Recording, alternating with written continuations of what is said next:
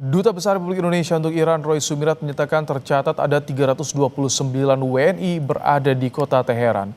Seluruh WNI dalam kondisi selamat usai serangan AS Israel dan diimbau untuk tetap waspada. Paling tidak ada sekitar 329 warga negara Indonesia yang melapor diri dan tercatat secara resmi di KBRI Teheran.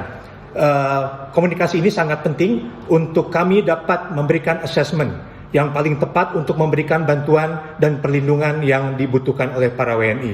Adapun dapat saya sampaikan, sampai saat ini, sekitar waktu 2.30 sore waktu Iran, seluruh simpul-simpul WNI yang kami hubungi di berbagai kota di Iran menyampaikan bahwa dirinya tidak mengalami atau merasakan adanya ancaman langsung terhadap para WNI tersebut.